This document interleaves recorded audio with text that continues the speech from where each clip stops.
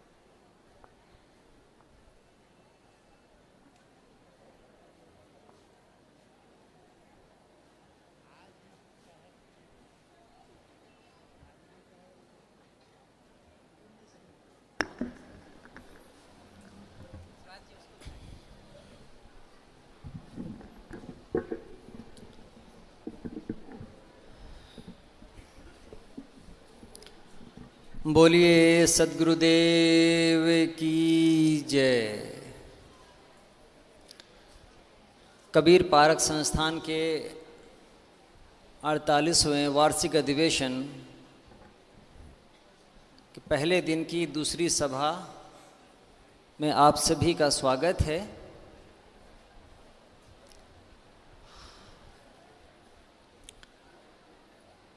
थोड़े से कुछ विचार, थोड़ी कुछ बातें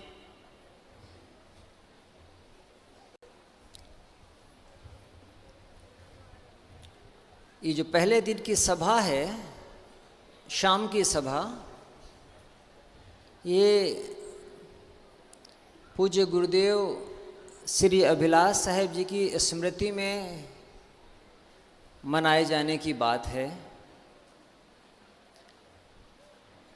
आज की शाम उनके कुछ विचारों, उनकी जो देन है, इन सब पर हम थोड़ी थोड़ी चर्चा अपनी समझ, अपनी रुचि के अनुसार करने का अवसर मिलेगा।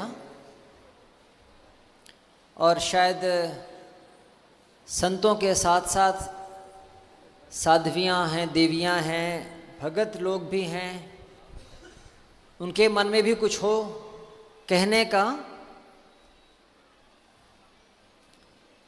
तो ये जो आज की सभा है, ये हम पूज्य श्री अभिलाष साहेब जी के जीवन, उनके व्यक्तित्व पर चर्चा करने के लिए एकत्रित हैं।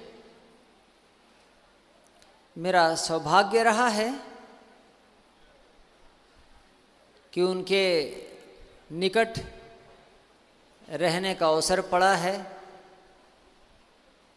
जो कुछ भी टूटे फूटे स्वर में कह सकूं या जो कुछ भी लंगड़ाते हुए चल सकूं, ये उन्हीं का आशीष है। हम सबके हृदय में वो बसे हुए हैं। वो रहने वाले चाहे उनके निकट रहते हों या कि उनसे दूर रहते रहे हों। 26 सितंबर 2012 और अब 13 बरस हो चुके हैं। फिर भी वो हमारे हृदय में हैं, उनके प्रति भावनाएं हैं।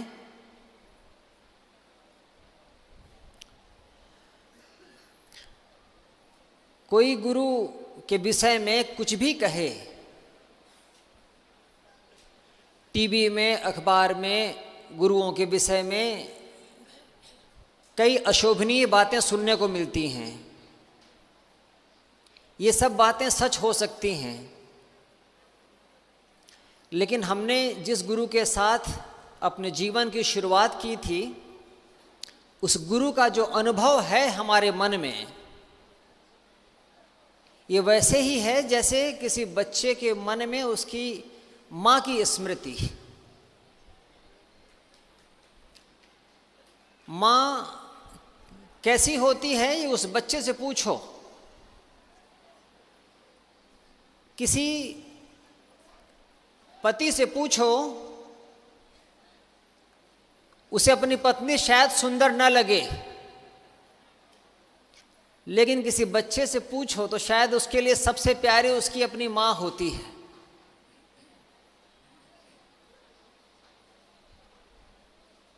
तो मैं गुरुओं के बारे में कुछ भी सुनूं और शायद जीवन भर सुनूं, लेकिन जो मेरा अपना अनुभव है, मेरा अपने गुरु के प्रति, अपने संतों के प्रति, वो बहुत सकारात्मक रहा है। और यह उस महापुरुष की असीम अनुकंपा रही है कि उन्होंने अपने साथ ऐसे लोगों को तैयार किया था जिनमें उनकी झलक मिलती थी, और वो चाहे यहां रहें या कि यहां से दूर रहें, हम अभी भी उसी प्रेम बंधन में बंधे हुए हैं।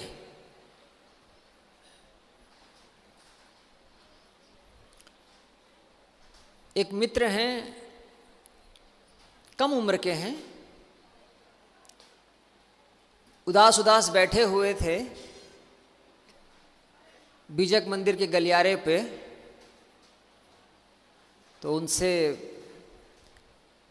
मैंने पूछा क्या बात है। उन्होंने कहा मैं तो गुरुजी के साथ बस 1.5 साल रह पाया, इतना थोड़ा।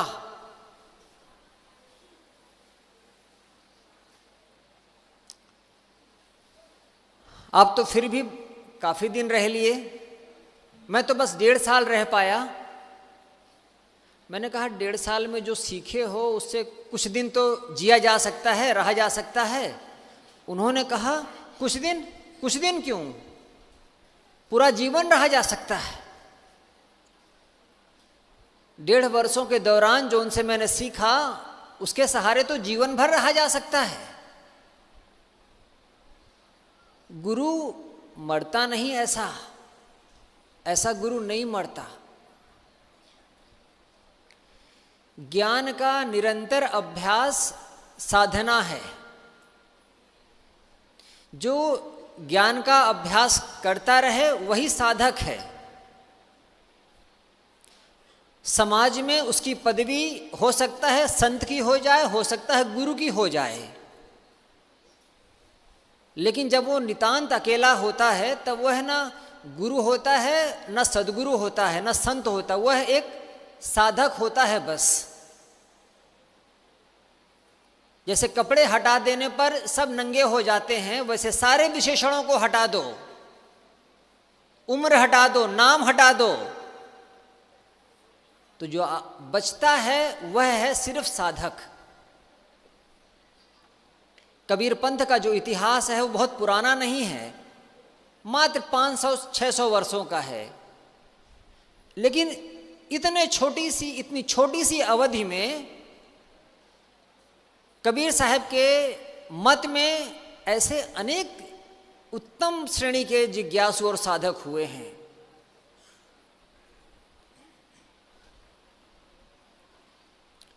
गुरुदेव सदगुरु विशाल साहब की चर्चा किया करते थे, वो उनके आदर्श थे।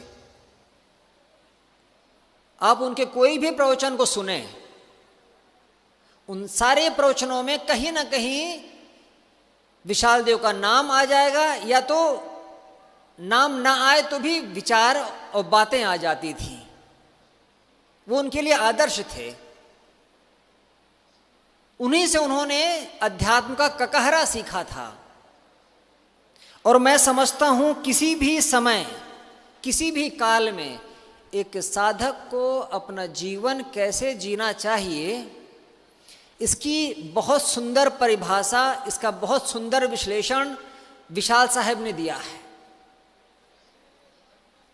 नकारात्मकता नहीं, आलोचना नहीं, खंडन नहीं, सिर्फ सकारात्मक विधेयात्मक बातें। किसी भी साधक को किसी भी समय अगर प्रकाश चाहिए तो वो मोक्ष शास्त्र पढ़ सकता है। इससे बेहद आसान और सरल पुस्तक जिसमें अध्यात्म का पूरा ककहरा साफ साफ झलकता हो, शायद कोई और नहीं।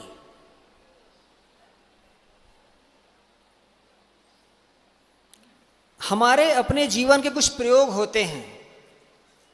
विशाल देव ने कुछ प्रयोग किए थे, वो वही प्रयोग भवयान, मुक्तिद्वार, सत्यनिष्ठा और नवनियम में है। और इन चारों शास्त्रों का निचोड़ विशाल वचनामृत का जो निचोड़ है वो मोक्ष शास्त्र है। और गुरुजी ने बहुत परिपक्व अवस्था में, पकी उम्र में उस पर टीका की है। गुरु अपने ज्ञान के नाते जीवित रहते हैं। सिर्फ शरीर का न होना ये कोई बड़ी बात नहीं है। हम जो लोग यहाँ पर बैठे हुए हैं, हम सब के मन में शायद उनके प्रति कहने के लिए, अपनी बात कहने के लिए कुछ भाव हैं।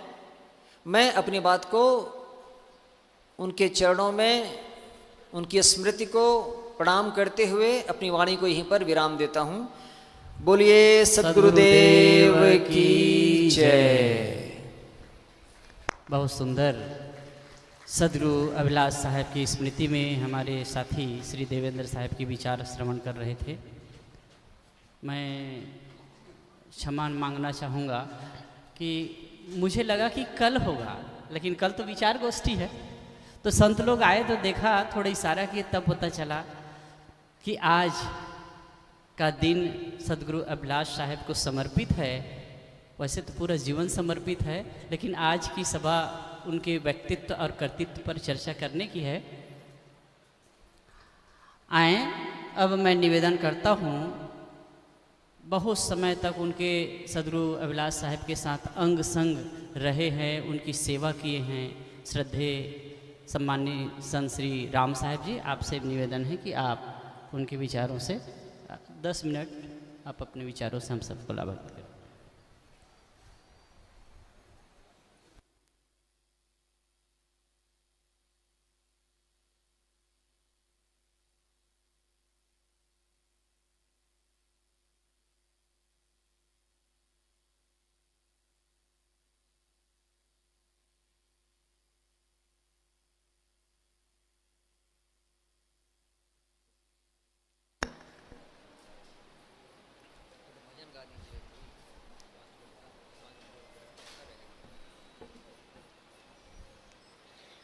बोलिए सदगुरु अभिलाष साहेब की जय।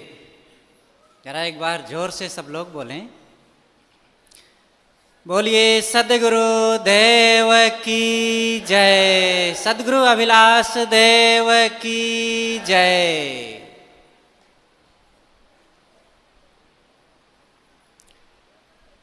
परम पूज्य श्री गुरुदेव जी, मंगलमय पूजनीय संत समाज, सम्माननीय सज्जनों, भक्तिमयी माताओं, बहनों, प्यारे बच्चों, आज हम लोग इस आश्रम के जन्मदाता, हम सबको यहाँ एकत्र होने के जो आधार हैं, उन महापुरुष सदगुरु अभिलाष देव जी की विचारों को, उनके जीवन को, उनके दिए हुए प्रकाश को यहाँ पर याद करने के लिए एकत्रित हैं। उनके जीवन की जो बातें हैं यहाँ हर कोई कह सकता है। जो कोई उनकी एक छोटी भी पुस्तक पढ़ा होगा, उनके एक झलक दर्शन किया होगा, उनकी कोई बात सुना होगा, वह भी कुछ कह सकता है, क्योंकि उनका जीवन ही ऐसा था कि उनका व्यक्तित्व, उनका विचार बिना किसी के अंदर प्रवेश किए मानते ही नहीं थे। सदगुरु अभिलाष देव जी, उनकी थोड़ी सी कुछ बातें मैं कहूँगा और अंतिम में एक छोटा सा भजन कहूँगा। एक बार सन 1981 का समय था। गुरुदेव जी महाराष्ट्र के रघवापट्टी क्षेत्र में भ्रमण कर रहे थे। यहाँ पर साहेब जी बैठे हुए हैं, परम पूज्य संत श्री सनाथ साहेब जी। आपने ही उधर का कार्यक्रम गुरुदेव जी के लिए बनाया था। काफ़ी दिनों तक वहाँ पर भ्रमण हुआ और वो सब समाप्त करने के पश्चात गुरुदेव जी नागपुर में आए, दीक्षा भूमि। वहाँ पर एक बौद्ध भिक्षु रहते थे, बहुत वयोवृद्ध थे और बहुत बड़े विद्वान पुरुष थे वे। श्री भदंत आनंद कौशल्यायन जी, जो उनके बारे में बौद्ध विचारों को जानते होंगे, वो उनके बारे में बहुत कुछ जानते होंगे। बहुत विद्वान थे वो, विश्व के कई देशों में जाकर के वो पढ़ाए भी हैं बौद्ध विचारों को। किसी ने उनको सूचित किया कि इलाहाबाद से पूज्य संत श्री अभिलाष साहेब जी आपके पास आ रहे हैं दर्शन करने के लिए। और वो एकदम तैयार हो गए और स्वयं उठे, बूढ़े थे लेकिन चटाई और कुछ बिछाने लगे। अब जैसे ही गुरुदेव जी वहाँ पर पहुँचे, उन्होंने जो कहा वो बात सबके लिए बहुत ही मनन करने योग्य है और गुरुदेव जी के लिए वो शब्द बहुत ही महत्वपूर्ण थे। उन्होंने कहा, अरे ये चलता फिरता विश्वविद्यालय किधर से आ रहा है। निश्चित ही सद्गुरु अभिलाष साहेब जी एक महाविश्वविद्यालय थे। कई बार उनसे कुछ लोग पूछ लेते थे, महाराज जी आप कहाँ पढ़े हैं, किस विश्वविद्यालय में पढ़े हैं। गुरुदेव जी हंसने लगते, कहे महाराज बताइए। कह रहे भाई हम अनपढ़ आदमी हैं, आप विश्वविद्यालय का नाम ले रहे हैं। तो लोगों को आश्चर्य होता। वो कहते कि महाराज विनम्रता के लिए अपनी बात को ना बताना या अच्छा तो नहीं लगता, आप बताइए किस विश्वविद्यालय में पढ़े हैं। तब गुरुदेव जी कहते, भाई मैं अनपढ़ आदमी हूँ। गुरुदेव जी कक्षा 1 में 2-3 महीने और कक्षा 2 में भी 2 या 3 महीने पढ़े हैं बस। लेकिन उनकी जो विद्वता है, उनका जो विचार है, उनका जो ज्ञान है, उन्होंने साधना और स्वाध्याय से सीखा है। और ये बहुत बड़ी बात है। गुरुदेव जी के एक मित्र संत थे प्रभुदास साहेब, जो अयोध्या के पलटू साहेब अखाड़ा के संत थे। बनारस में वे समय समय से गुरुदेव जी के पास भी आते और रहते थे। एक बार उन्होंने कहा कि साहेब आप अपने गुरुदेव के पास रह करके सब कुछ सीख लिया है और अपनी सेवा, भक्ति, साधना, स्वाध्याय के बल से आपने अंदर के विवेक को जागृत कर लिया और आप उसी के आधार पर इतने सारे ग्रंथ लिख रहे हैं। और हम तो पढ़ाई लिखाई के चक्कर में पड़ गए। वे अपनी काफ़ी उम्र तक ही काशी में पढ़ाई कर रहे थे, संत भी थे और पढ़ाई भी कर रहे थे। उन्होंने कहा कि हम ये संस्कृत वगैरह के चक्कर में पड़ गए पढ़ने के। अब आपने कोई स्कूल विद्यालय का सहारा नहीं लिया, एक निश्चित सही समय पर अपने गुरुदेव जी के पास आ गए और सेवा, सत्संग, साधना, भक्ति किए और उससे साधना आपकी जागृत हुई। अब आप सब लिखने पढ़ने लग गए और अपना काम भी कर लिए। अब हम पढ़े लिखे हैं संस्कृत, किसको हम सुनाने जाएं संस्कृत। तो ये सभी साधकों के लिए, भक्तों के लिए एक बहुत बड़ा संदेश है। उनके विचारों को कहा जाए तो बहुत कुछ है, उसको कहने का अवसर नहीं। पूरा संत समाज, उनका ये जो विशाल प्रांगण है और इतनी बड़ी भीड़ है, उनके विचारों का ही वो संदेश दे रही है कि वे क्या थे। उसको हम जुबान से यहाँ कह करके क्या व्यक्त कर पाएंगे। लेकिन सद्गुरु अभिलाष साहेब जी निश्चित ही, जो आज से 550 वर्ष पूर्व सद्गुरु कबीर ने काशी में रह करके जो दीप जलाया था, जो मसाल जलाया था, उसी मसाल को इस 20वीं शताब्दी में गुरुदेव जी ने बहुत ही अच्छे ढंग से अपने जीवन में जी करके समाज में काम करके वो जलाया है। और कबीर पंथ के लिए उनकी यह देन अद्वितीय है। बहुत से महापुरुषों ने यह काम किया है। इस परंपरा में जैसे अभी पूर्व प्रवक्ता पूज्य श्री देवेंद्र साहब जी ने कहा कि ये थोड़े दिनों का जो ये हमारा सदगुरु कबीर साहब का सिद्धांत है, इसमें एक से एक योग्य से योग्य लोग हुए हैं। ये सदगुरु कबीर साहब की प्रौढ़ता और उनकी जो सत्यता का प्रमाण है। सदगुरु पूर्ण साहब, सदगुरु काशी साहब, सदगुरु विशाल साहब, सदगुरु राम रहस साहब आदि महापुरुषों ने इस सिद्धांत को जो ठोस बनाया है वो क्या कहना। और इस युग में आकर के सदगुरु अभिलाष देव जी ने बहुत बड़ा काम किया है। और ये विचार अब युगों युगों के लिए एक प्रमाण बन गए हैं। जो इस बात को सदगुरु कबीर को समझना चाहेगा, कल्याण के सत्य सिद्धांत को समझना चाहेगा, ये एक परम प्रमाण है। हम सब लोग इन बातों को मनन करें और अपने जीवन में पारक सिद्धांत को समझें। सदगुरु कबीर ने जो कहा है, नीर छीर का करे निबेरा, कहाँ ही कबीर सोई जन मेरा। मेरा भक्त, मेरा शिष्य, मेरा अनुयायी वही है जो नीर और छीर का विवेक करे, सही और गलत का, सत्य और असत्य का, कल्याण और अकल्याण को पहचाने। सदगुरु अभिलाष साहब जी ने उस एक एक शब्द को अपने श्वास श्वास में जिया है, सही और गलत का निर्णय करके जीवन में सत्य को जिया है और वही बात लोगों को बताया है। तो हम सब लोग सदगुरु अभिलाष साहब जी के इन विचारों को आत्मसात करें। अंतिम में उनका एक छोटा सा भजन है। जीवन आधार नाथ तुम्हें एक सहारे, जीवन आधार नाथ तुम्हें एक सहारे, भव दुख के छुड़ैया हमारे प्राण प्यारे। जीवन आधार नाथ तुम्हें एक सहारे, भव दुख के छुड़ैया हमारे प्राण प्यारे। मरते जन्मते आज लो मेरे समय गए, सुख चाहते पे दुख रहे घेरे नए नए।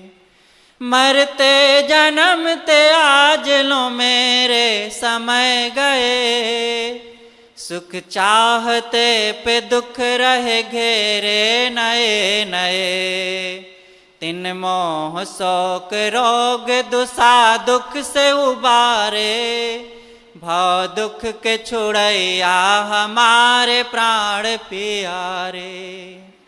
जीवन आधार नाथ तुम्हें एक सहारे, भव दुख के छुड़ैया हमारे प्राण प्यारे। आसक्ति मोह धार में किस्ती मेरी रही, लगती कहाँ पे जाए ठिकाना नहीं कहीं। आसक्ति मोह धार में किस्ती मेरी रही, लगती कहाँ पे जाए ठिकाना नहीं कहीं। बहती हमारी नाव किए खे किनारे, भव दुख के छुड़ैया हमारे प्राण प्यारे। जीवन आधार नाथ तुम्हें एक सहारे, भव दुख के छुड़ैया हमारे प्राण प्यारे। कंचन वो कामिनी शरीर संपत्ति छुटे, पे आपका सद्बोध अमर वस्तु ना लुटे। कंचन वो कामिनी शरीर संपत्ति छुटे, पे आपका सद्बोध अमर वस्तु ना लुटे। स्वार्थ के सगे मात पिता बंधु हमारे, भाव दुख के छुड़ैया हमारे प्राण प्यारे। जीवन आधार नाथ तुम्हें एक सहारे, भाव दुख के छुड़ैया हमारे प्राण प्यारे। जग दुख से आज सद्गुरु मुझको बचाइए, सूरत सता स्वरूप में वृत्ति डटाइए। जग दुख से आज सद्गुरु मुझको बचाइए, सूरत सता स्वरूप में वृत्ति डटाइए। अभिलाष के हो सत्य एक आप आधारे, भाव दुख के छुड़ैया हमारे प्राण प्यारे। जीवन आधार नाथ तुम्हें एक सहारे, भाव दुख के छुड़ैया हमारे प्राण प्यारे। भाव दुख के छुड़ैया हमारे प्राण प्यारे। परम आराध्य सद्गुरु अभिलाष देव जी के चरणों में सत सत नमन करते हुए आप सबको, पूज्य गुरुजनों, संतों, भक्तों को सादर नमन करते हुए मैं अपनी वाणी को यहीं पर विराम देता हूँ। बोलिए सद्गुरु देव की जय। बहुत ही सुंदर श्री राम साहब जी अपना विचार रखे और अंतिम में सद्गुरु देव का एक पद भी प्रस्तुत किए। आपकी लिखी पुस्तक साहब के साथ में अंग संग वर्षों तक रहे, तो उनके पूज्यवर गुरुदेव के जीवन में घटनाएं घटी, उनके जो संस्मरण रहे उनको संकलित किए हैं। कब सद्गुरु अभिलाष जीवन दर्पण करके पुस्तक है, बुक स्टॉल में आपको पुस्तक मिल जाएगी। बहुत ही महत्वपूर्ण पुस्तक है कि उनका जीवन कैसे रहा, वो कैसे जीवन जिए, इसको समझने के लिए उनका आदर्श क्या था, ये समझने के लिए बहुत ही बेहतरीन पुस्तक है। आप जरूर देखें, रखें और उससे लाभ लें।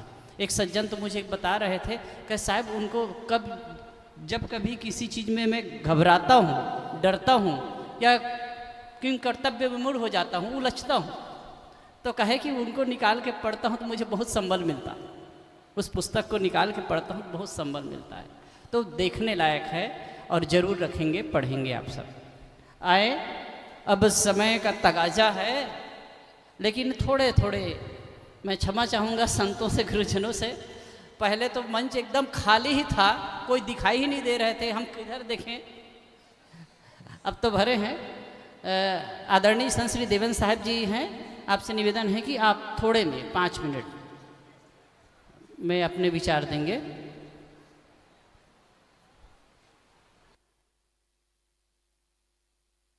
चालू कर। हाँ जी।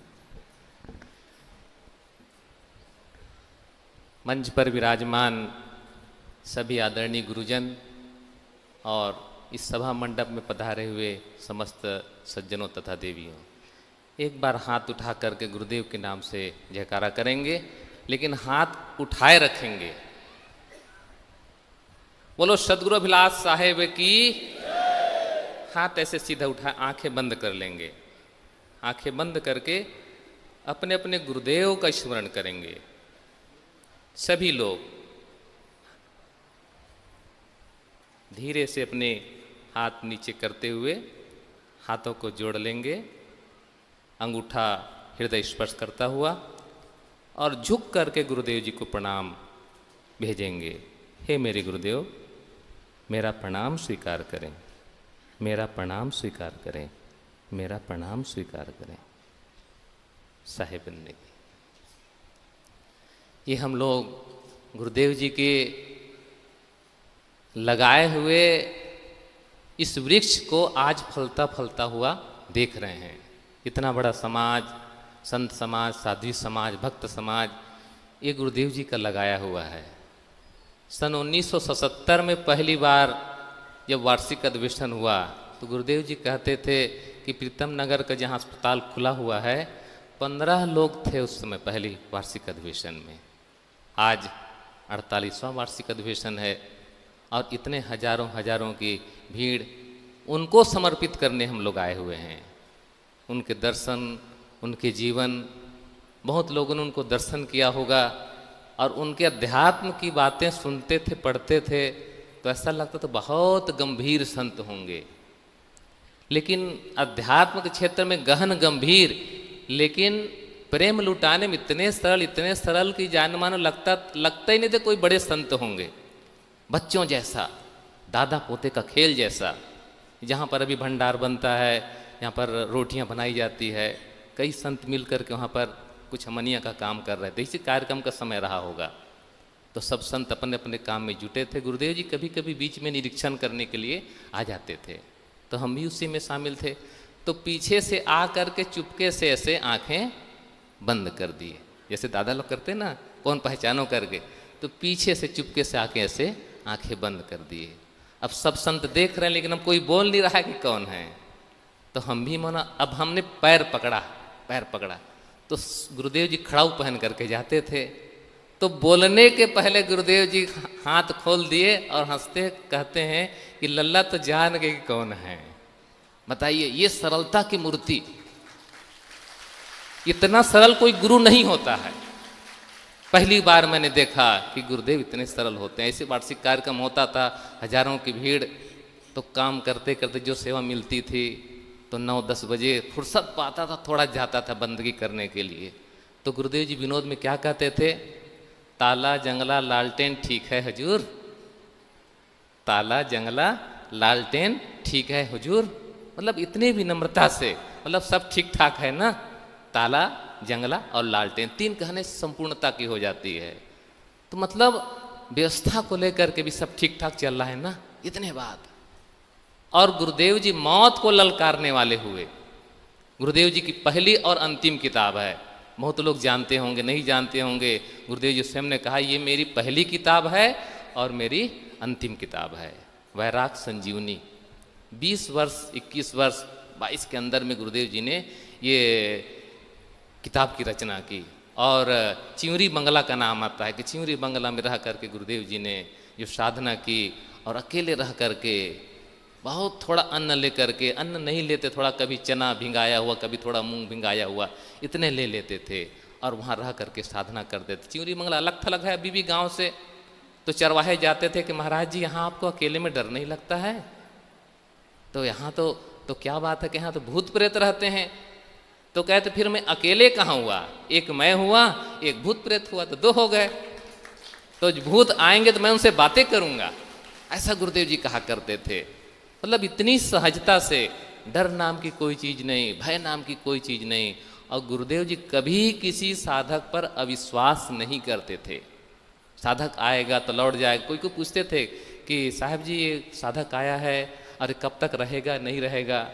गुरुदेव जी कहते थे कि मैं कभी किसी पर अविश्वास नहीं करता हूँ। जब तक रहेगा प्रेम से रहेगा, मैं उसको स्नेह दूंगा, उसको आधार दूंगा, और उसका मन हो जाएगा जाने का तो प्रेम से विदा करूंगा। और जो चला भी जाता था तो गुरुदेव जी कभी फिर से मिलते थे तो उनसे इतना प्रेम देते थे कि जानो जैसे पहले तो वैसे अभी भी हैं, चाहे गृहस्थ हो जाए, चाहे दूसरा लाइन पकड़ ले, वही स्नेह, वही प्रेम। और गुरुदेव जी के लिए तो सब लोग यही कहते थे कि सबसे ज़्यादा प्रेम गुरुदेव जी मुझसे ही करते हैं, सबसे ज़्यादा स्नेह, सबसे ज़्यादा प्रेम देने वाले मुझको ही हैं। ऐसा सबके अंदर होना चाहिए। जैसा गुरुदेव जी ने सबको दिया, अपना प्रेम दिया, अपना आशीर्वाद दिया, और ज्ञान के अथाह भंडार और आध्यात्मिक ऊंचाई पर चढ़े हुए। तू चैत ए भटकता परदेश का मुसाफिर, अभिलाष देश तेरा संसार यह नहीं है। गुरुदेव जी के समाधि स्थल पर जय इच्छा कौन है, अच्छा उनकी पंक्तियां लिखी हुई है। उन्हीं में एक पंक्ति है, तू चेत ए भटकता परदेश का मुसाफिर, अभिलाष देश तेरा संसार यह नहीं है। एक दिन संसार नहीं रहेगा, संसार तो रहेगा, लेकिन हम नहीं रहेंगे तो मेरे लिए संसार नहीं है। आज गुरुदेव जी को बीते 13 साल हो गए, लेकिन ये युग युगांतर तक गुरुदेव जी की रचनाएं अमर है, उनकी कृतियाँ अमर हैं, उनकी वाणी अमर है।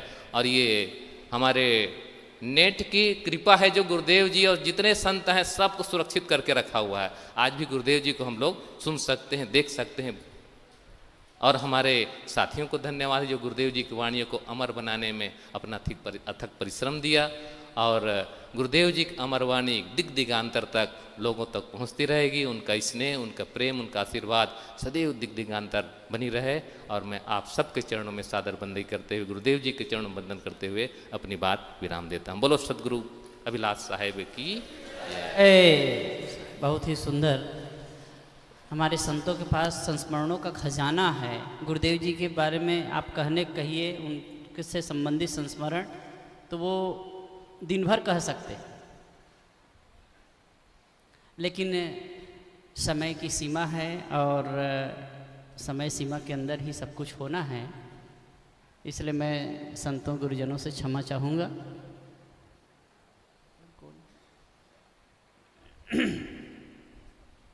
साध्वी बहनों का भी कुछ विचार सुनते हैं। वो लोग भी पूज्यवर गुरुदेव से जुड़े रहे। पूज्यवर गुरुदेव जी की एक खास विशेषता, पहले कबीर पंथ में साधिकाएँ होती थी, लेकिन वो घर में रह कर के ही साधना करती थी। लेकिन गुरुदेव जी के पहल से ही इन लोगों के लिए अलग आश्रम की व्यवस्था हुई और वो वहाँ रह कर के निर्विघ्न रूप से साधना कर रही हैं। और जितने भी साधिकाएँ हैं गुरुदेव जी से अनन्य भाव से जुड़ी रही हैं। तो हम चाहेंगे कि कुछ साधिका बहनों के भी थोड़े थोड़े विचार श्रवण करेंगे। मैं साध्वी सुमिधा साहेब, देवरी कबीर आश्रम मध्य प्रदेश से आपसे निवेदन करता हूँ कि आप थोड़े में अपने विचार हम सबके बीच वही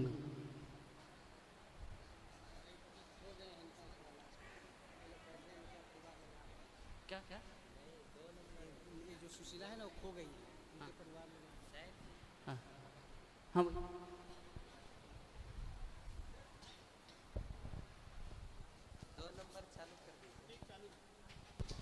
हेलो।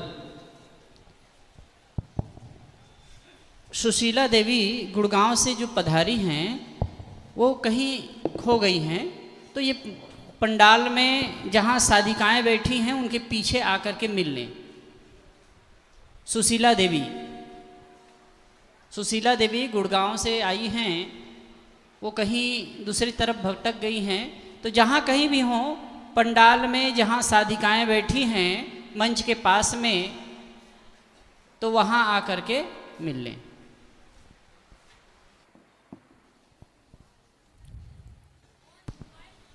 ये बोलिए सदगुरु कबीर साहेब की सुशीला जय।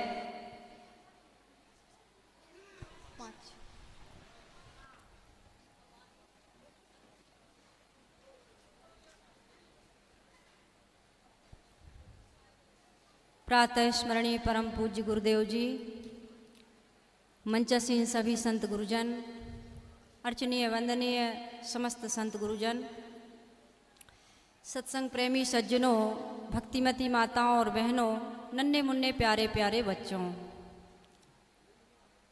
हम सबका परम सौभाग्य है कि हम सद्गुरु की शरण में यहाँ पर प्रयागराज तीर्थ में बसे इस कबीर नगर में त्रिदिवसीय सत्संग समारोह में उपस्थित हैं। हमें एक ऐसे गुरु मिले जो रहनी में, आचरण में, ज्ञान में, हर क्षेत्र में समर्थ थे। बहुत देर से गुरुदेव जी के बारे में आप सभी लोग सुन रहे थे। मुझे भी गुरुदेव जी का परिचय हुआ जब मैंने संकल्प लिया कि मैं भी साधना करूंगी। एमपी में ऐसा कुछ भी माहौल नहीं है कि कोई लड़की साध्वी हो, साधना करे।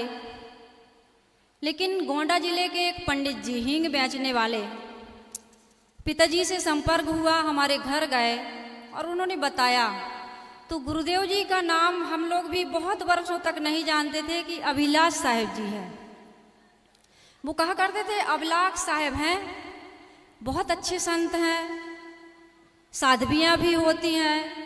मैंने कहा कि मैं भी साधना करना चाहती हूँ, साध्वियों से कैसे मिलूँ? तो गोंडा जिला की वहाँ पर रामदेवी साहब, नीलम साहब, दोनों के बारे में उन्होंने बताया। फिर गुरुदेव जी की एक पुस्तक दी। गुरुदेव जी की पुस्तक, मुझे पहली पुस्तक मिली शाश्वत जीवन। समझ में नहीं आता था शाश्वत क्या है, जीवन क्या है। जीवन के बारे में तो सुनते थे, बोलते भी थे जीवन जीवन, लेकिन जीवन होता क्या है, शाश्वत किसे कहते हैं, ये पता नहीं था। बहुत सारे विषय हैं उसमें, चैप्टर हैं। उसमें एक विषय था इच्छा जीतो। मैंने उसको पढ़ा, उसमें लिखा था कि इच्छा की शिला हटा देने पर जीवन में सुख का विशाल स्रोत फूट पड़ता है, जो सारे जीवन को सुख से आप्लावित कर देता है। बस इतना मुझे याद है अभी भी। और मैं इस शब्द पर परीक्षा करने लगी और मुझे लगा वास्तव में जब इच्छा जीवन में आती है तो मन दुखी हो जाता है, अशांत हो जाता है, परेशान हो जाता है, बेचैन हो जाता है। सारे दुख इसी इच्छा के पीछे आते हैं। जो इच्छा को जीत लेता है, इच्छा को समझ लेता है कि इच्छा अलग है, आवश्यकता अलग है। हालांकि ये बहुत बाद में समझ में आया, केवल इतना ही मैंने पढ़ा और पूरी पुस्तक को उलट पलट करके देखा कि किस महापुरुष की पुस्तक है, गुरुदेव जी के बारे में। मैं तो गुरुदेव जी बाद में बनाई, गुरुदेव जी को बाद में समर्पित हुई, गुरुदेव जी को बाद में जानी। पहले तो मैं यही सुनती थी कि अभिलाष साहब हैं, बस इतना जानती थी, कुछ पता ही नहीं था कि कौन है। तो छोटे छोटे से महापुरुष भी होते हैं, संत होते हैं, तो अपना चित्र रखते हैं पुस्तक में, लेकिन गुरुदेव जी का चित्र मैंने पूरी पुस्तक को उलट पलट के देखा। बड़ी बेचैनी मन में, बड़ी व्याकुलता कि कैसे दिखते होंगे, कैसे होंगे, कुछ पता नहीं चला। उन्हीं पंडित जी से मैंने कहा कि पंडित जी मुझे ऐसे महापुरुष के दर्शन कब होंगे? कहे इलाहाबाद में वार्षिक अधिवेशन लगता है।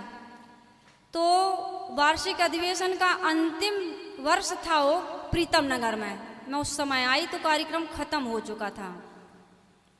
गुरुदेव जी बैठे हुए थे, गुरुदेव जी के दर्शन हुए। गुरुदेव जी ने जो मुझे देखा, मुझसे कुछ पूछा, कुछ मैंने वहाँ पुस्तकें ली, एक कैसेट ली, भवबंधनों से छूटने के उपाय, ब्रह्मचर्य जीवन, मोक्ष शास्त्र, बीजक की पहली प्रथम व्याख्या।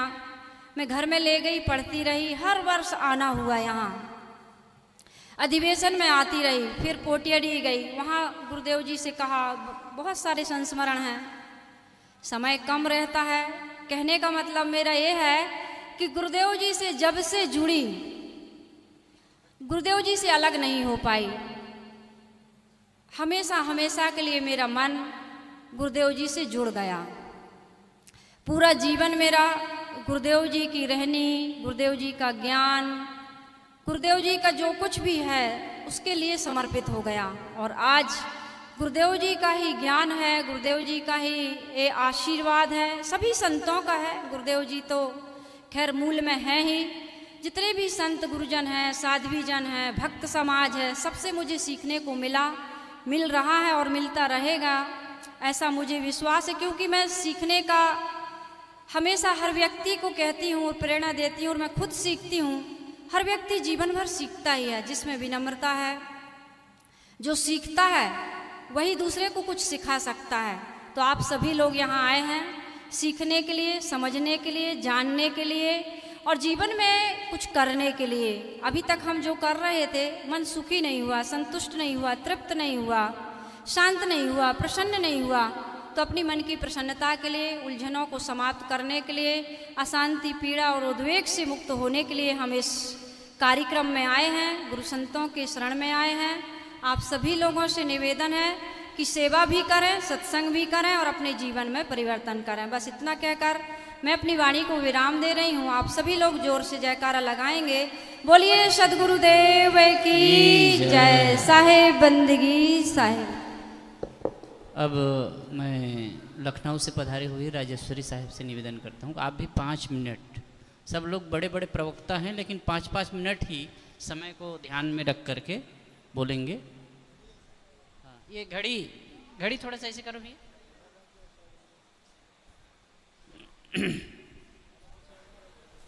अरे वहीं पे ऐसे रख देना था।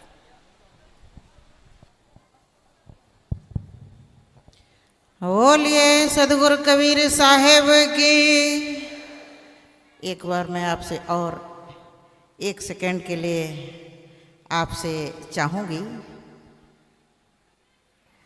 आज की शाम पूज गुरु जी के नाम मैं एक बार बोलूंगी, एक बार आज की शाम, आज की शाम, आज की शाम। Very good. परम पूजनीय मेरे अध्यात्म जीवन के संपोषक श्रद्धेय सदगुरुदेव जी, मंचासेन, अर्चनी वंदनी गुरुजन, संतजन, साध्वी बहनें, भक्त सज्जन, मातृशक्ति एवं वसुंधरा की गोद में खिले हुए प्यारे प्यारे बच्चों, मैं पूज्यवर गुरुदेव जी से सन 82 में मिली थी पहली बार। मैं भी बहन सुमेधा की तरह ही नाम सुना करती थी कि प्रयागराज में, तब तो इसको इलाहाबाद बोलते थे, इलाहाबाद में अभिलाष साहब नाम के बहुत बड़े संत हैं। तो मैं कहूँ कौन इतने बड़े संत हैं? फिर एक स्वामी जी थे श्री रतन साहब जी करके, उन्होंने कई पुस्तकें मुझे दी। धीरे धीरे मैं पढ़ती रही, गुरु जी के दर्शन किए। गुरुदेव जी का कृतित्व और व्यक्तित्व अपने आप में इतना श्रेष्ठ है, इतना महान है, जैसे हीरा होता है। हीरे के कई पहलू होते हैं, आप जिधर से भी देखेंगे उधर से हीरा चमकता ही रहता है। मुझे फिराक गोरखपुरी जी की एक पंक्ति याद आती है कि मैं अकेला ही चला था मंजिल मकसूद, मैं अकेला ही चला था, मैं अकेला ही चला था मंजिल मकसूद को, मैं आगे बढ़ता गया और काफिला बनता गया। आज हम आप सब गुरु जी के दीक्षित भक्त नहीं हैं, लेकिन भक्त से कम भी नहीं है। किसी ने फोटो से, किसी ने प्रत्यक्ष, किसी ने अप्रत्यक्ष दर्शन पाए, और जो उनसे एक बार मिला वो फिर उन्हीं का हो गया। गुरुदेव जी की सबसे बड़ी विशेषता है, यहाँ पे कोई भी माँ, बहन, भाई, बंधु ये नहीं कह सकते हैं कि गुरु जी मुझे प्यार और स्नेह कम करते थे। सबके दिल से ये पूछो तो एक ही उत्तर मिलेगा कि गुरु जी मुझे बहुत प्यार करते थे। मुझे भी ऐसा एहसास होता है। मैंने जब पढ़ाई पूरी की तो गुरुदेव जी ने कहा कि राजेश्वरी, तुम इतनी पढ़ी लिखी हो कि यहीं घुसी रहोगी? ये शब्द गुरु जी का था। मेरे मन में विचार आया कि मैं जाऊं तो कहाँ जाऊं। उस समय एकमात्र पोटियाडी में आश्रम था, और वही शब्द मुझे लगा। उस वक्त प्रीतम नगर में कार्यक्रम हुआ करता था। मैं आई, और ऐसी गुरु जी की प्रेरणा, मेरे संत गुरुजनों का श्रेय और सानिध्य, मैंने लखनऊ में आश्रम बनाया। पूज्यवर गुरुदेव जी ने उसका उद्घाटन किया आप सबके सहयोग से। मैं सदगुरु श्री अभिलाष देव जी, जो हम सब के त्राता हैं, समाज के मसीहा हैं, जैसा कि हमारे श्री विवेक साहब जी ने कहा कि ऐसा संत और ऐसे गुरुजन शरीर से तो मरते हैं, लेकिन अपने विचारों से कभी भी वो मरते नहीं। वो समाज में हमेशा जीवित रहते हैं। जैसा कि गीता कहती है, नैनम छिदन्ति शस्त्राणि नैनम दहति पावका न चैनम क्लेदन्ति अपुन्ना शोषते मारुत। आत्मा अजर अमर अखंड अविनाशी है। शरीर सड़ता है, गलता है, मरता है, जलता है, सब कुछ होता है। जाता नहीं है कोई दुनिया से दूर चलकर, जाता नहीं है कोई दुनिया से दूर चलकर, और मिलते सभी यहीं पर कपड़े बदल बदल कर। कौन यहाँ से दूर जाता है? वट का एक वृक्ष देखा होगा, जबकि उसका बीज बहुत ही छोटा होता है। ऐसा ही हमारे पूज्य श्री का, उन्होंने एक विशाल वट वृक्ष तैयार किया, जिसकी घनी छाया में हमें और आपको बैठने का अवसर मिलता है। मुझे जो भी मिला, पूज्य श्री का स्नेहाशीष रहा, अन्य संत गुरुजनों का आशीर्वाद रहा। मैं चाहती हूँ जो मुझे मिला आप सबको मिले, ऐसी मेरी कामना है।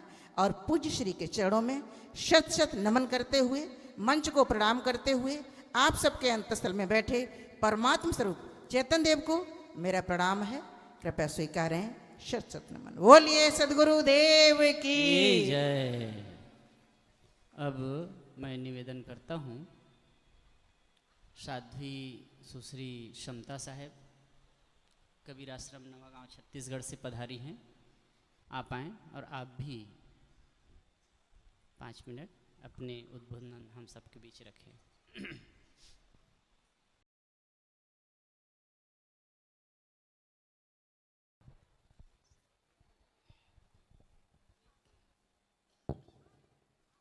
बोलिए सदगुरु अभिलाष साहेब की जय, संत समाज की जय, भक्त समाज की जय। प्रातः स्मरणीय परम पूज्य गुरुदेव जी, मंच पर विराजमान पूज्य संत गुरुजन, वंदनीय संत समाज, उपस्थित परम सम्माननीय भक्त समाज, भक्ति के स्रोत, ममतामयी माताओं, भाइयों एवं बहनों, आज की शाम गुरुदेव जी की स्मृति के रूप में समर्पित है। जिस पावन भूमि में हम सब एकत्रित हुए हैं, जिस संगम में हम निमज्जन करने के लिए दूर दराज से यहाँ आए हुए हैं, ये गुरुदेव जी की तपोभूमि है। गुरुदेव जी अपने अखंड वैराग्य, पवित्र रहने, त्यागमय जीवन और अपने संयम और साधना से सींचे, ये उनका उपवन है। और इस उपवन में ऐसे तरह तरह के फूल हैं और उन फूलों की जो खुशबू है आज भारत में ही नहीं विदेशों में भी फैली हुई है। ये गुरुदेव जी के साधना में जीवन, उसके त्याग, तपस्या और पवित्र रहने का ही परिणाम है। ऐसे महापुरुष हम सबको मिले और उनके जीवन से, उनके आदर्शमय जीवन से हम सबको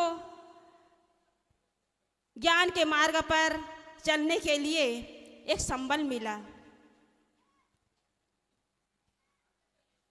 आप सब जानते ही हैं कि कबीर साहब जी का जो जीवन है, कहते हैं कि उनका जीवन, उनका ज्ञान, उनकी रहनी चुंबकी था। सदगुरु कबीर साहब जी का जो ज्ञान है, उनका जो जीवन है, चुंबकी था। और यही सदगुरु कबीर साहब जी, अभिलाष साहब जी के जीवन में भी यही बात चरितार्थ हुए हैं।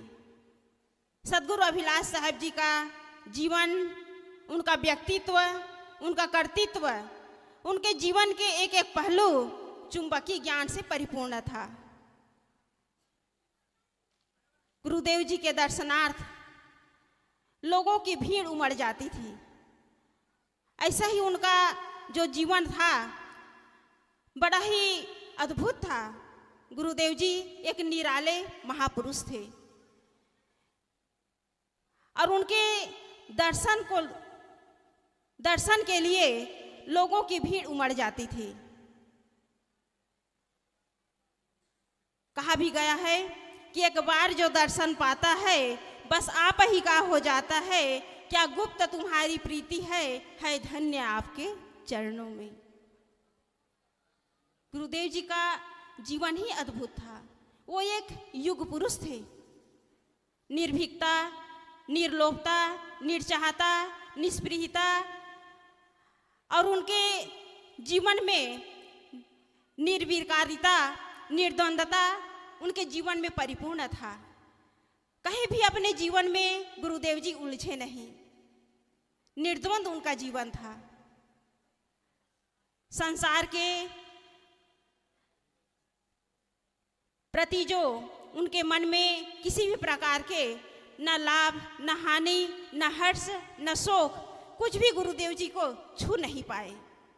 गुरुदेव जी का जीवन इतना बेदाग था। और यही कारण है कि आज गुरुदेव जी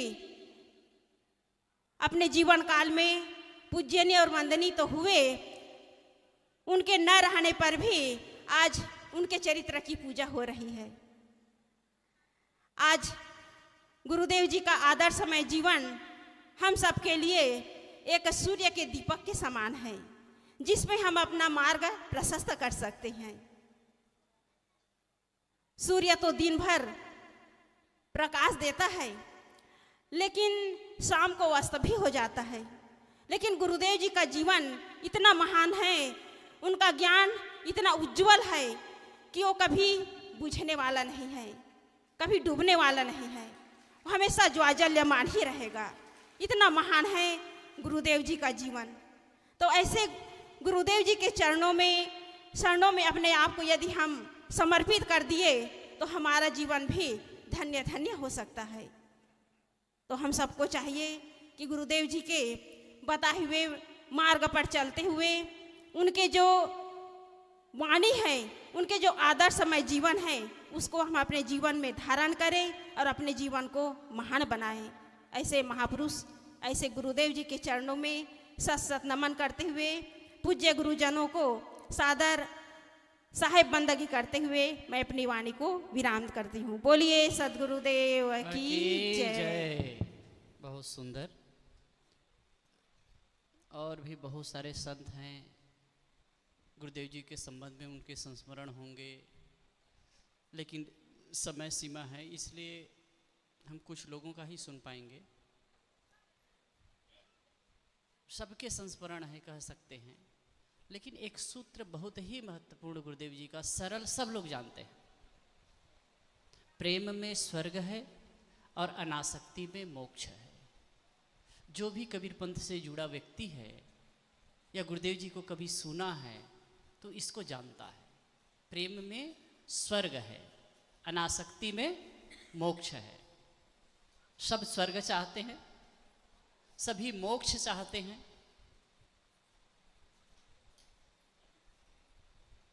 कहा जाता है मरने के बाद स्वर्ग होता है, किसने जाना।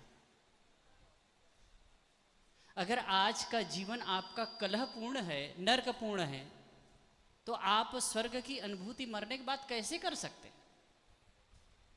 आज प्रत्यक्ष है। कहते हैं हम जिन लोगों के साथ में रहते हैं, प्रेम पूर्ण संबंध हो, आपस में हम बढ़िया से रह सकें,